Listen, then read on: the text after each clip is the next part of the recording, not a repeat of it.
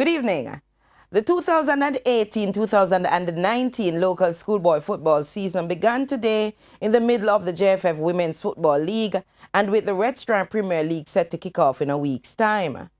And with the increased amount of top-flight football to be played, Victor Stewart, manager of the referees department at the Jamaica Football Federation, this week admitted that the committee is struggling to provide enough officials to oversee all three competitions simultaneously.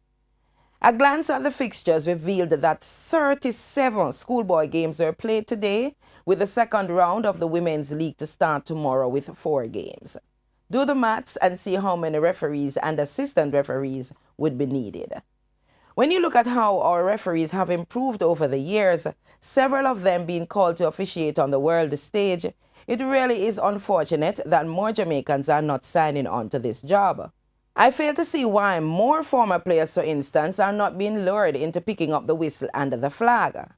Speaking on Hits 92 FM's Sports Grill this week, Stewart bemoaned the shortage of match officials and blamed the verbal and physical abuse referees sometimes suffer, as well as the less than impressive remuneration packages, as part to blame for more persons not flocking this line of work. The situation at hand is not an unfamiliar one, as each year we struggle with this dilemma. Stewart has promised that this will be the last year his department will face this situation, as he's about to go on a massive recruitment campaign, with ISA being approached to start a junior program within the schools.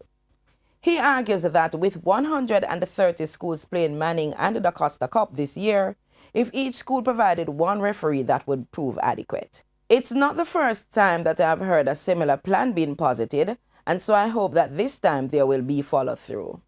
I also suggest that the referees department approach players, male and female, nearing the twilight of their careers to spark their interest in another opportunity to be close to the game they love. My colleague Trishana McGowan also suggested a massive audition, perhaps at Stadium East and other central playing areas around the country, similar to Digicel Rising Stars, to unearth talent. We cannot keep having this same conversation every year. I'm Karen Madden. Good evening.